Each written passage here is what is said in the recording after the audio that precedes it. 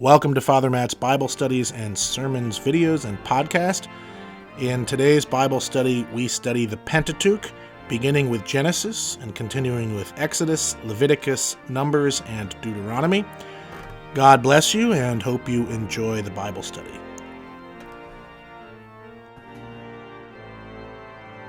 Let us pray.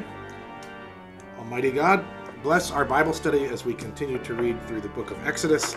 Open our hearts and our minds to the scriptures through Christ our Lord. Amen. Amen. Okay. We are reading, I'll do a little bit of a recap just so everybody knows where we're actually beginning the plagues right now. And where we had been, if you go back, as we have been having fun with three kind of different narrators telling the same story. And we're going to see that continue into the plagues. You can read it as a full narrative, but you can also pretty easily split it up into two storytellers. And one of them simply has sort of wonders and signs and that sort of thing that are meant to awe, and the other is actually straight ahead plagues. And as we go through, it's actually pretty easy to tell the two apart, and so we'll see some of that today. One thing to note, because we're going to see a duplicate of it in some way earlier. Let me see if I can. Actually, I'll search in this staff. Let's go back one.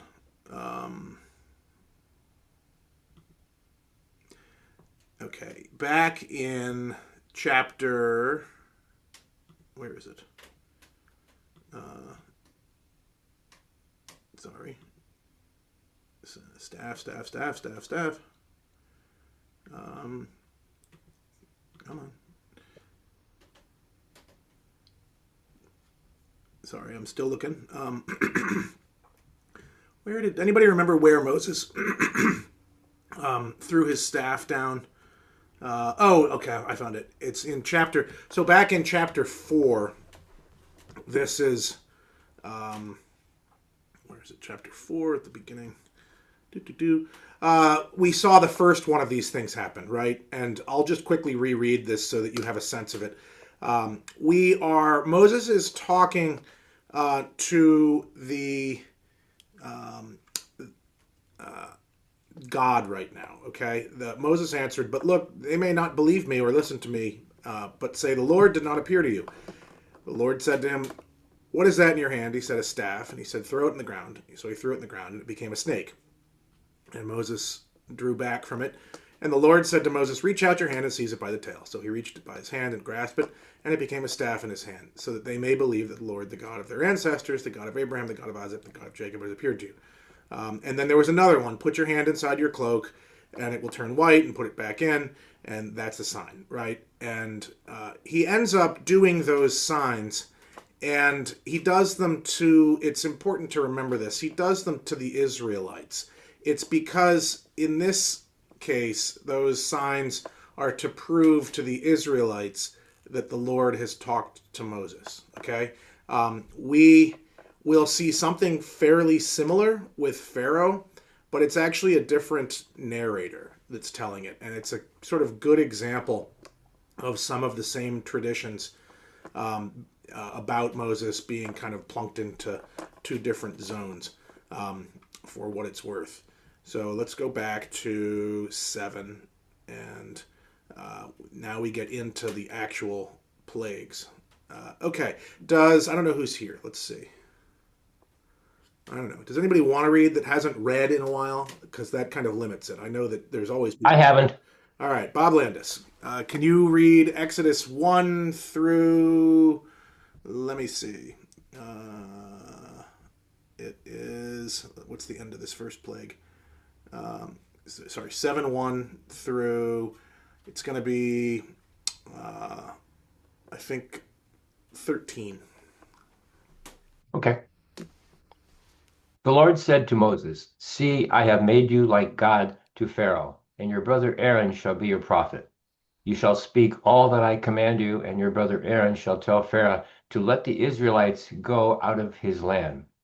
But I will harden Pharaoh's heart, and I will multiply my signs and wonders in the land of Egypt. When Pharaoh does not listen to you, I will lay my hand upon Egypt and bring my people, the Israelites, company by company, out of the land of Egypt by great acts of judgment. The Egyptians shall know that I am the Lord when I stretch out my hand against Egypt and bring the Israelites out among them. Moses and Aaron did so. They did just as the Lord commanded them. Moses was 80 years old and Aaron 83 when they spoke to Pharaoh. The Lord said to Moses and Aaron, when Pharaoh says to you, perform a wonder, then you shall say to Aaron, take your staff and throw it down before Pharaoh, and it will become a snake. So Moses and Aaron went to Pharaoh and did as the Lord had commanded.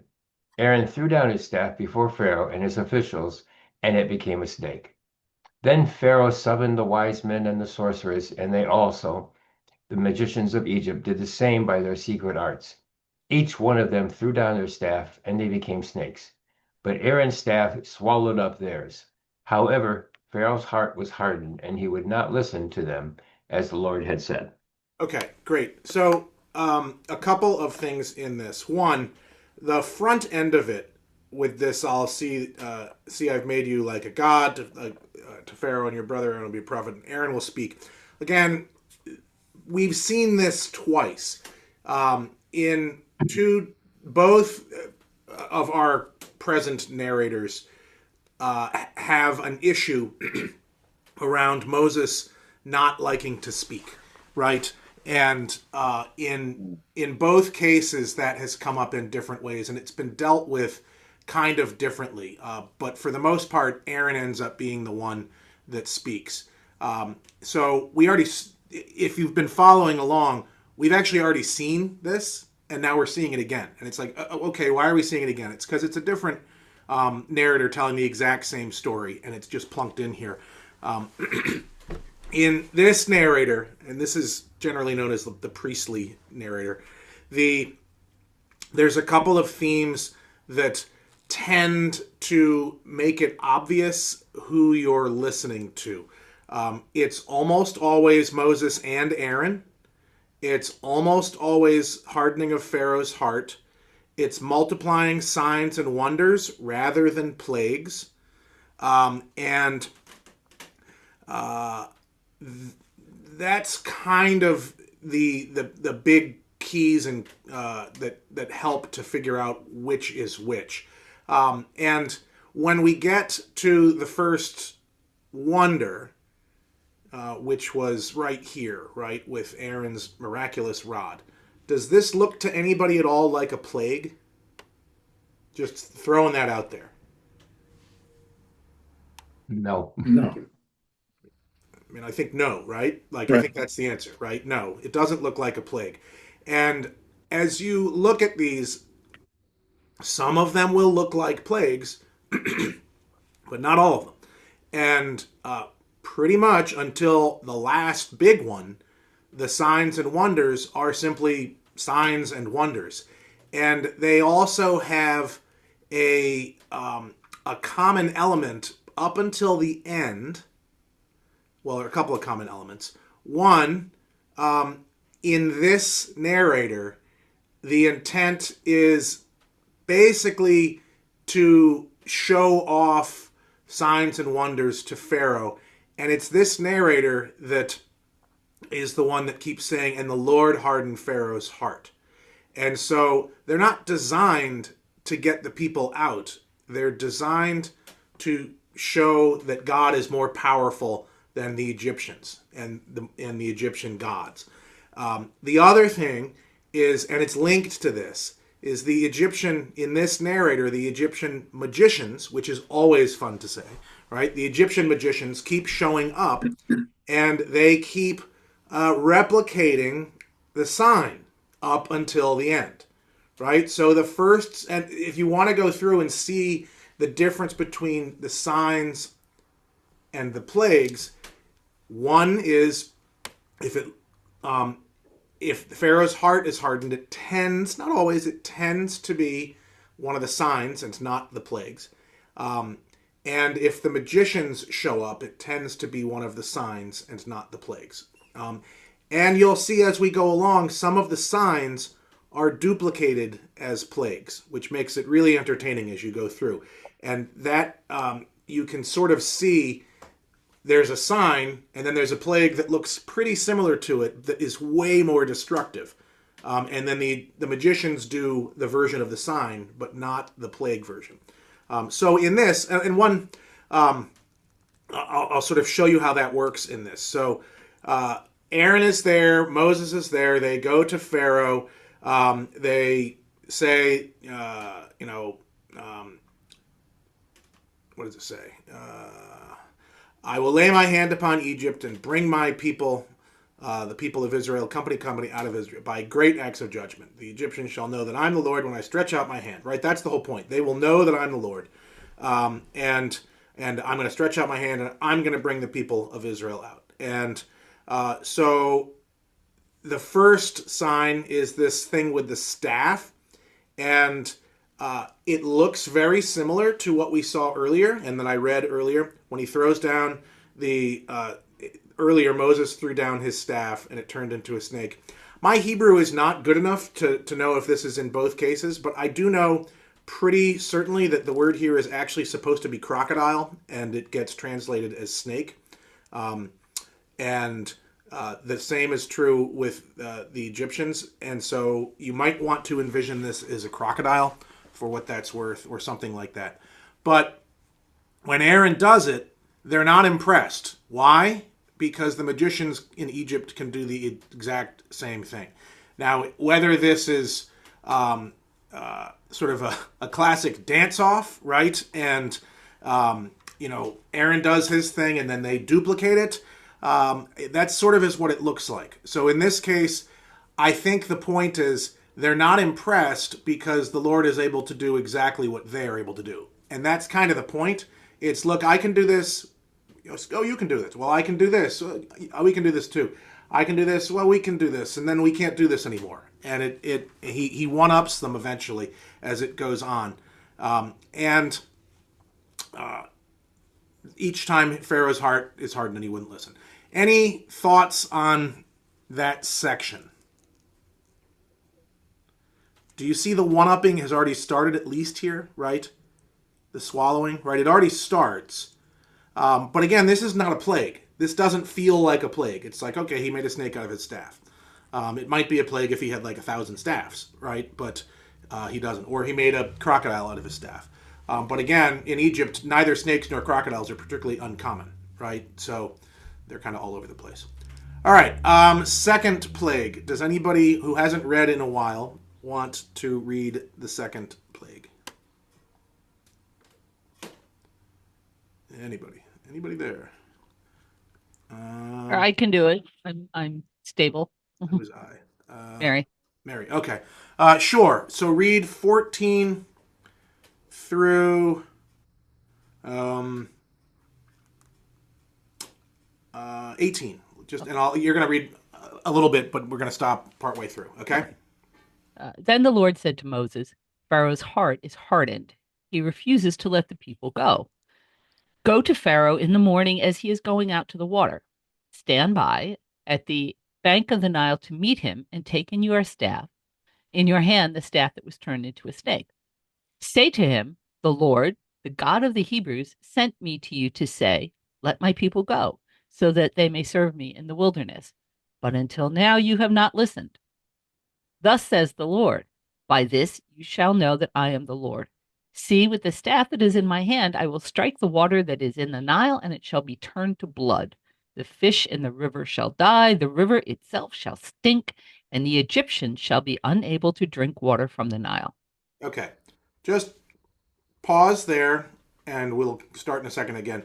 But just to be clear, what's going on here, we have switched narrators for a second. And some of the themes are still the same. Pharaoh's heart is hardened in both, but in the other one, it's the Lord that tends to harden Pharaoh's heart. In this one, it's just hard, which I know is not much of a distinction, but there is a distinction there. One is generally the Lord is driving the boat on that one. The the other thing here is that this is going to turn into a legitimate plague, and it will be pretty obvious what the plague is. It will be that all the fish in the river of the Nile will die. If you know Egypt at all, the Nile is the thing that makes life in Egypt basically possible. They're not going to be able to drink. This is a significant and real plague right here, right? And the fact that we switched narrators actually means that we've jumped back to the staff is the one that Moses used earlier when he was with the Lord. So they both have a staff tradition going on. And it doesn't really matter that much. It plays out nicely the way it's laid out, that it seems like it's the exact same staff each time. But if you remember, and I'm not going to go back until somebody guesses, whose staff was it 25 seconds ago, or 2 minutes ago when Bob read it? Whose staff? Aaron's. Aaron's. Whose staff is this?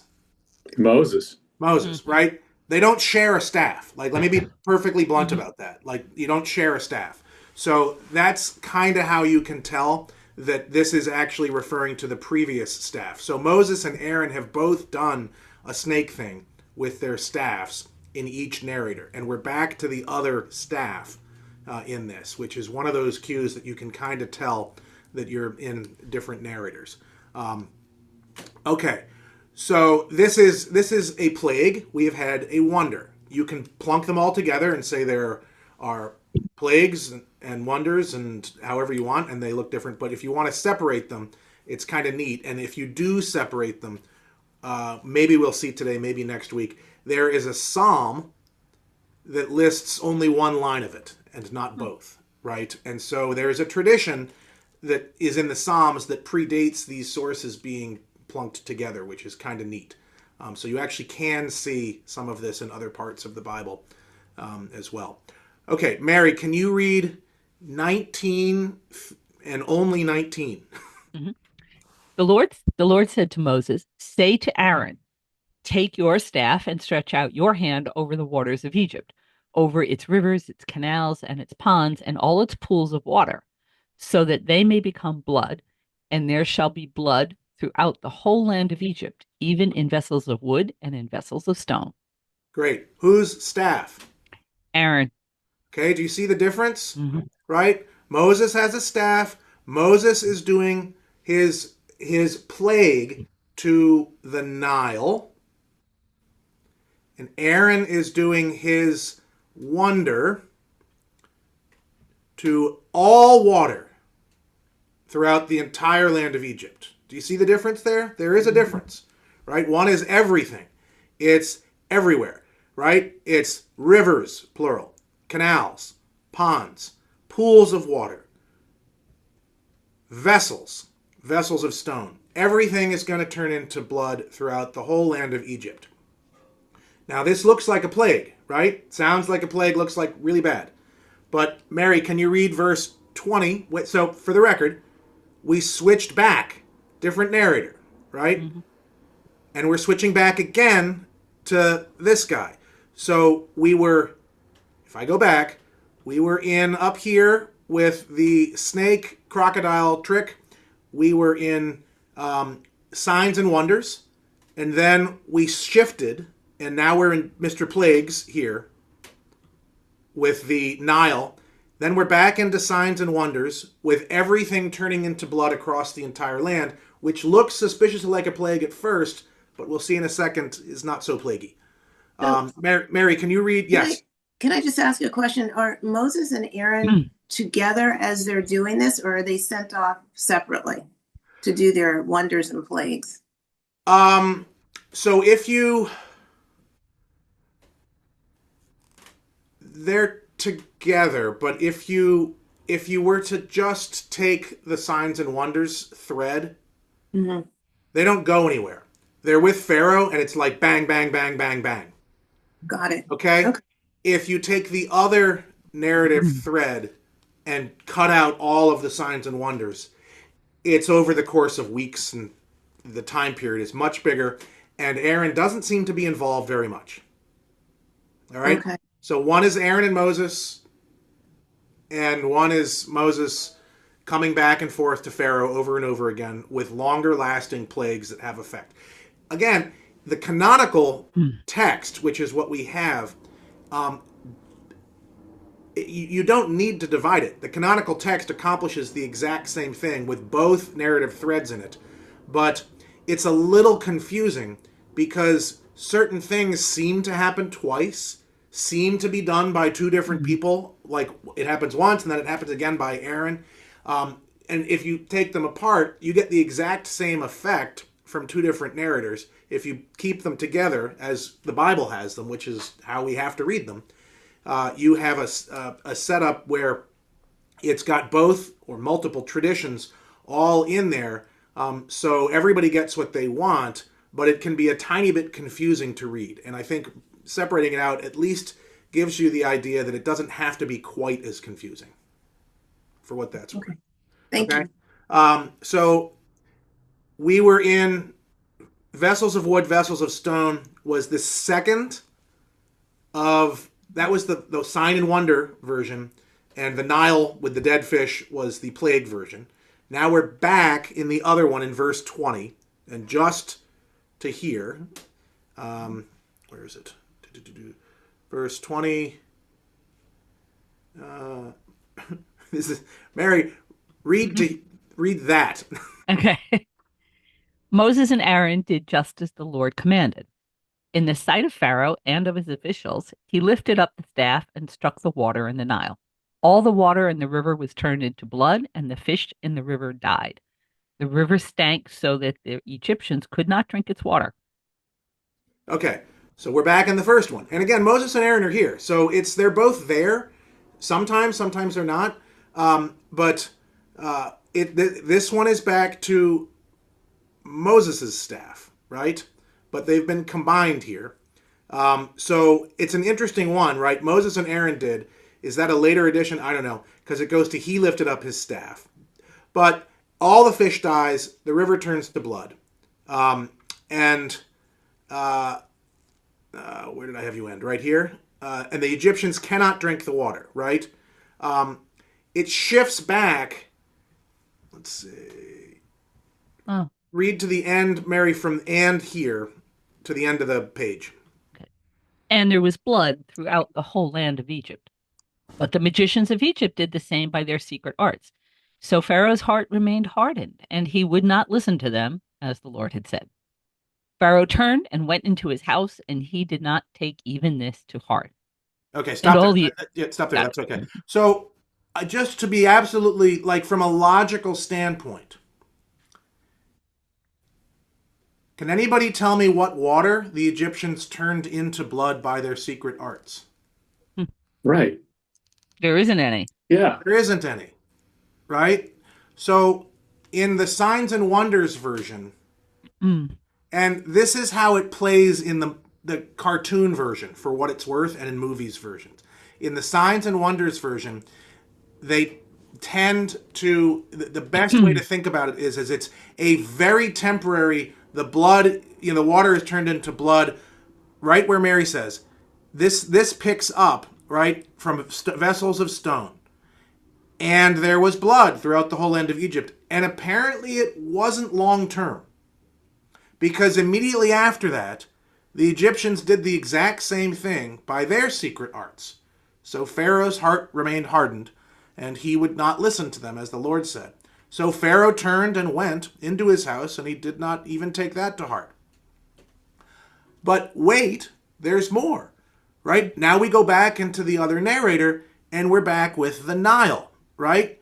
So if it's permanent, where are they getting? They're getting more water because they're going somewhere else. They're digging along the Nile for water to drink. So in one, you've got the Nile turns to blood and all the fish die, and the rest of the water doesn't seem to. And in the other, and it seems to be a long-term plague. And in the other Signs and Wonders, it seems to be temporary. If you try to make a movie version of this, you run into problems real fast. I've seen in some that the same that the Egyptians do is to turn it back into water. Which, okay, that makes sense from a movie standpoint until you get to this verse, that there's still water, the Nile's still blood, right? So from the signs and wonders standpoint, you have snake or crocodile. They do their snakes and crocodile. Aaron's eats his up. Pharaoh's not convinced. Then you've got immediately afterwards blood across all of Egypt everywhere, and then the magicians do the exact same thing, which is interesting because where's the water? And Pharaoh's not convinced. In the other one, you've got the plague, which is you have a legitimate plague where the Nile is turned into blood, and it seems to be lasting. They have to start digging wells all over the place to try to figure out how to deal with this. All right? Now, if you combine them, great. You have the first plague no matter how you look at it, right? This is a lasting effect plague. The bigger ones here are the plagues and not the signs and wonders. Okay, any thoughts on that? So they're looking at some of the commentaries. There are some of the commentaries that talk about how the river comes back when the fish die. Like as soon as the fish die, then the water comes back. And then the other thing was that about the he whose rod that was. It Rashi's the one of the big commentators says that Moses didn't turn the Nile to blood because it had protected him when he was a baby. So Aaron did it. So there's a whole bunch of stuff here about how long the water was and who the he is. Yeah, well, they've recognized this for a long time, right? That there are complications in the text here. Whose rod it is, who's the he, who's doing it, and coming up with all sorts of different explanations. This is just another explanation. That's probably the best way to think about it, right? This is just another explanation that a lot of modern scholars have come up with. Accept it or don't, but I think it makes some sense. In any event, right now we are left in at least one narrator with a significant plague problem.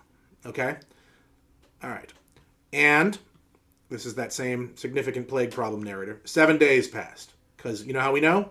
Because it's the Nile, right? It's not the water; it's the Nile. Okay, so here's another question. Maybe it's irrelevant, but one of them is supposed to contaminate every vessel, every water, all the pools, right? So then how are the Egyptians able to dig wells to water if all the water is supposed to be contaminated? Is that just that's the other that's the other narrator, right? So the Nile one okay. is the digging wells one. The everything in Egypt is contaminated is the other one. Okay. And contaminated is maybe not the best way to think it. In the movie version of the Prince of Egypt, like they throw like a red dye into it and it turns into blood, right? That's their version of it. There's no good way in a movie to do this because you've got too much going on. That's and to be perfectly honest, that's basically true with the whole Bible. When you run into trying to do movies of the Gospels, it's impossible because it's the same thing in the Gospels. They're just divided. You have 4 different narrators in the Gospels, and they don't tell the exact same stories of Jesus. They tell a lot of the same traditions. They tell a lot of the same preaching and teaching, but there's variance in how things are done and what the timeline is, and a variety of other things. All right. Any other questions? Okay. The next plague, right? And even in our Bible, see, this is not part of the Bible, right? This is just a chapter heading that some schmo has put in at some point to make our lives easier. But we've actually had 3 things, or 2 things at least, right? We've had a snake thing, which even this person doesn't count as a plague, and then we had the blood. So let's do frogs. Does anybody like frogs and want to read about the frogs? I'll read. All right. Then the Lord, Let me just tell you how far to go. Go to 15. then the Lord said to Moses, "Go to Pharaoh and say to him, 'Thus says the Lord, let my people go, so that they may serve me. If you refuse to let them go, I will plague your whole country with frogs. The Nile shall swarm with frogs. They shall come up into your palace, into your bedchamber and your bed, into the houses of your officials and of your people, and into your ovens and your kneading bowls. The frogs shall come up on you and on your people and on all your officials.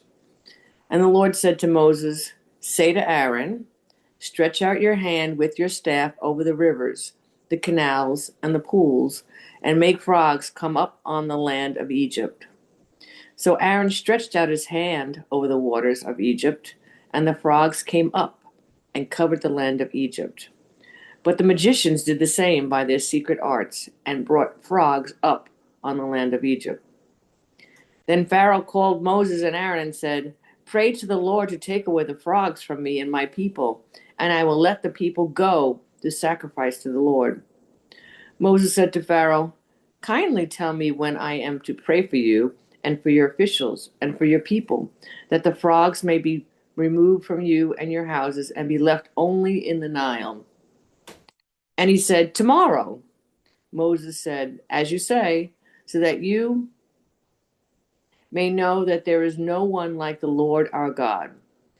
The frogs shall leave you and your houses and your officials and your people. They shall be left only in the Nile. Then Moses and Aaron went up from the Pharaoh, and Moses cried out to the Lord concerning the frogs that he had brought upon Pharaoh. And the Lord did as Moses requested. The frogs died in the houses, the courtyards, and the fields. I can keep going? Yeah, keep going. And they gathered them together in heaps, and the land stank. But when Pharaoh saw that there was a respite, he hardened his heart and would not listen to them, just as the Lord had said. Okay. Note the difference, right? He hardened as opposed to the Lord hardened, right? For what that's worth. Can you see the break between the two narrators? It's actually kind of obvious. No, I'm having trouble that whole two narrator thing. I don't see the difference, Matt. So, one talks about the Nile. Frogs come out of the Nile. And then we shift, and frogs are coming out of the rivers and the canals and the pools and everything else. It's not all that. These are actually the same two narrators that have the two creation stories, which are super obvious, right? One is 7 days, cosmic, water everywhere. The other is Adam and Eve, dust. So the shift here is you have a plague, which is frogs come out of the Nile and go everywhere. And then you have a magic trick. Note the magicians are back again, and they do the exact same thing.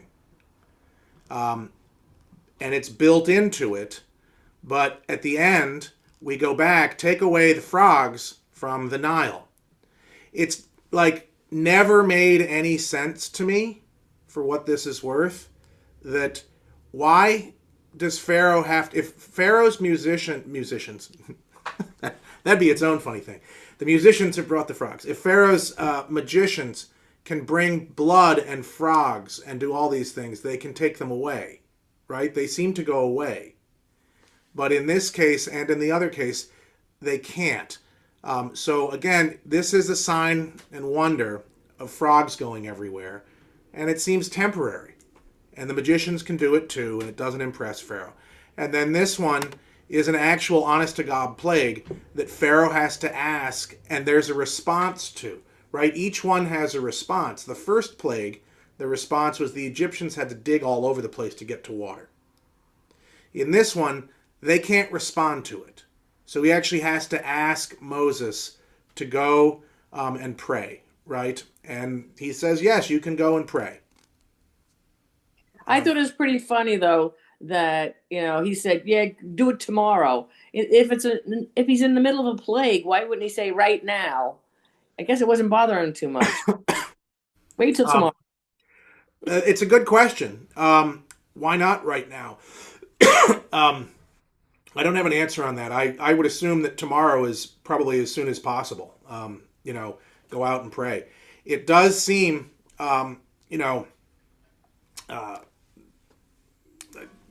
that you'd think it would happen right now, but I don't know what it turns out that praying is. But he does do it in the next.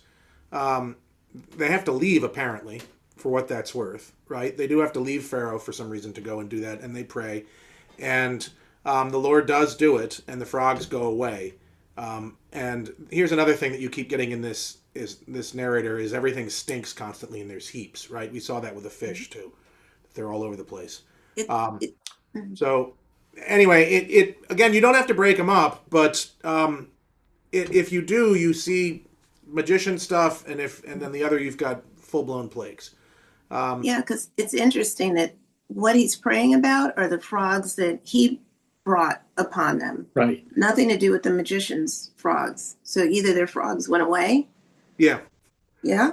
I mean, that's kind of or it's their frogs went like if let me put it this way. You don't even need this. If you just cut that out, it literally doesn't change any part of the story except now it's not out of the rivers, canals, and pools, and now there's no new magicians doing it. I would say if you cut this out, it cleans it up. Well, I mean, the one thing is, I guess it's showing that his magicians are as powerful, I guess, as the supposed, they can do what he can do. Right. But we've already seen that twice. Right. But I guess he's still continuing to show it. But except it seems to me like, okay, the place is flooded with frogs. And his magicians prove their strength by flooding more frogs. I mean, well, they did the same thing worse. earlier with the blood. Right. They did the same thing earlier with the snakes. They can't make it better. No, but that's not the point. It's the point in the signs and wonders is we can do that. That's the point. We can do that too. That's it. And this narrator is not interested in the cleanup. Doesn't care. They did it. Right. Okay, move along. There's no sort of when and how did the blood go? It doesn't matter. It did. Right? One of the commentators asking the question about why tomorrow says, well, that maybe Pharaoh thought that the plague resulted from, this unpropitious conjunction of heavenly bodies, like the planets were against them. Mercury was in retrograde, and then the frogs will go away, which didn't happen. And I like that. Well, you didn't say you wanted them to disappear. You just wanted them to go away. So they're dead. You didn't tell me to get rid of the bodies. Yeah, they die. Well, I think everybody can agree it's pretty gross no matter how you cut it, right? You've got a lot of blood. You got a lot of dead frogs now. You got dead fish everywhere. It must smell nice. This is why incense was created, was to ensure that, All right, anything else on this? It's, we'll keeping an eye on to see if the magicians stick around. All right, anybody like gnats? Who likes gnats? Gnats? Anybody? Somebody likes gnats. I'll take them. JD, you can read the gnats. Okay. Then the Lord said to Moses, say to Aaron, stretch out your staff and strike the dust of the earth, so that it may become gnats throughout the whole land of Egypt. And they did so. Aaron stretched out his hand with his staff and struck the dust of the earth, and the gnats came on humans and animals alike. All the dust of the earth turned into gnats throughout the whole land of Egypt. The magicians tried to produce gnats by their secret arts, but they could not. There were gnats on both humans and animals, and the magicians said to Pharaoh, this is the finger of God. But Pharaoh's heart was hardened, and he would not listen to them, just as the Lord had said. Okay. Do you think that this is one or two narrators? Let's see.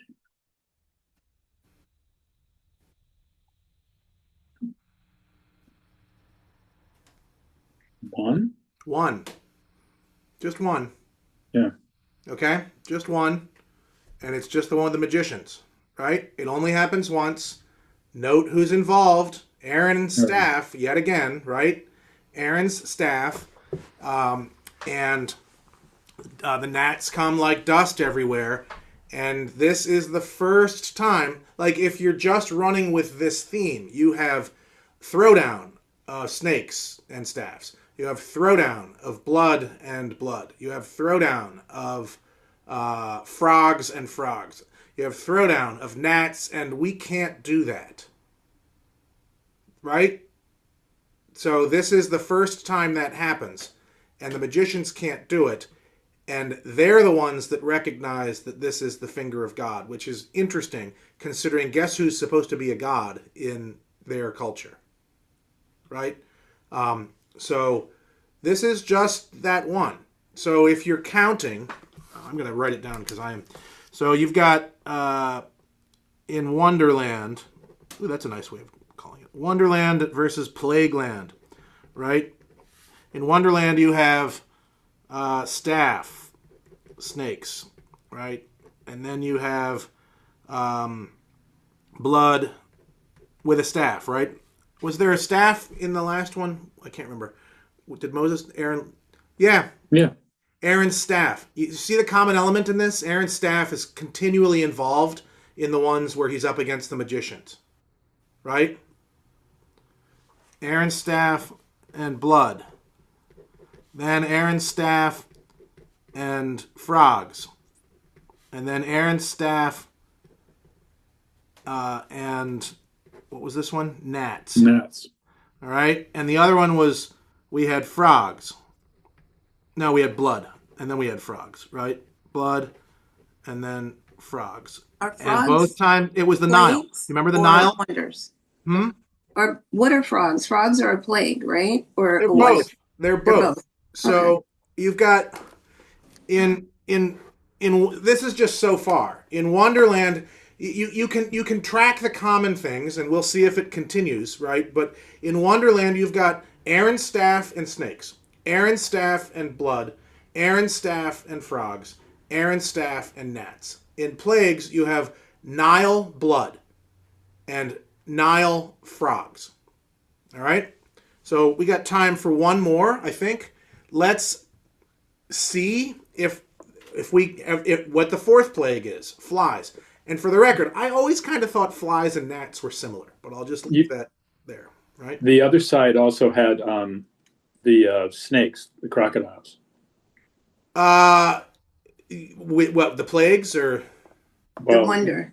yeah, crocodile, snakes. Yeah, it was snakes, blood, frogs, gnats. Snakes, bloods, frogs, gnats. All right. So flies. Who wants to be the lord of the flies, or the lady? Who wants to read the flies? Anybody? I'll do it. All right, Charlotte. It's a little long-ish, so go through the whole section. Okay.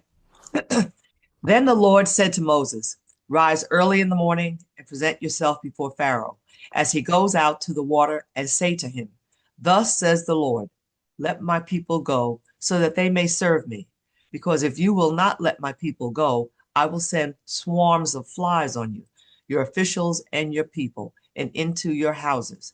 The houses of Egyptians shall be filled with swarms of flies, as will the land where they live. But on that day I will set apart the land of Goshen, where my people live, so that no swarms of flies shall be there, that you may know that I, the Lord, am in this land. Thus I will make a distinction between my people and your people. This sign shall appear tomorrow.' The Lord did so, and great swarms of flies came into the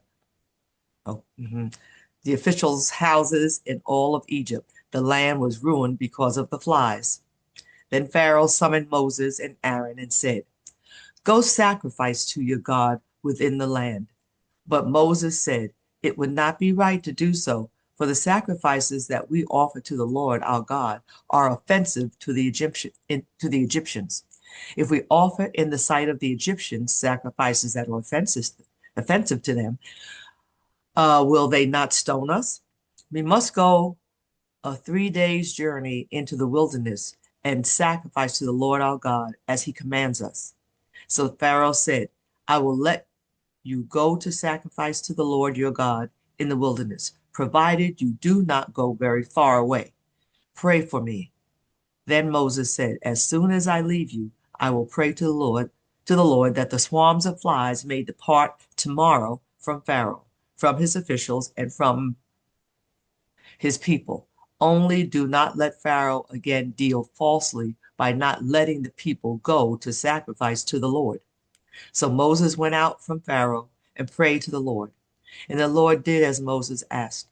He removed the swarms of flies from Pharaoh, from his officials, and from his people.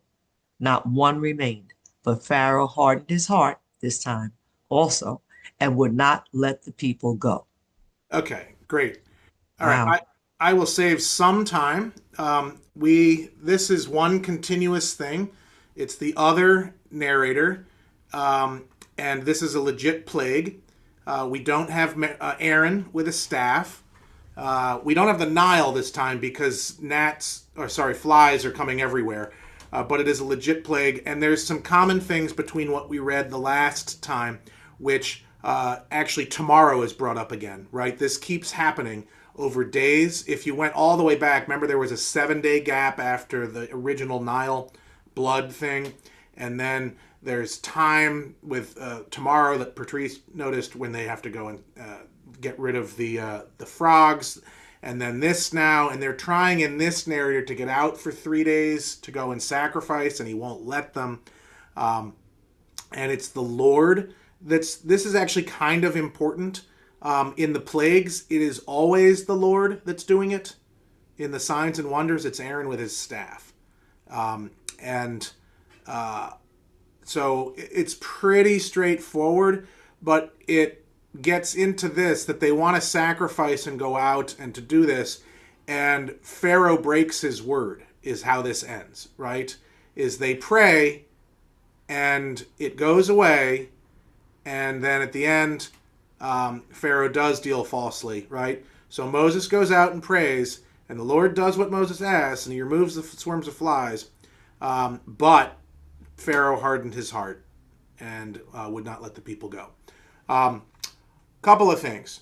The odds are pretty good that we're done with the signs and wonders for a while. And the logic there is, what's the point if they've already been bested?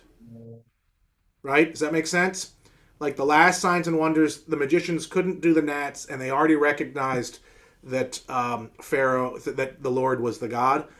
So that has accomplished most, not all, most of what was supposed to be done. There will be, I believe, one more big one.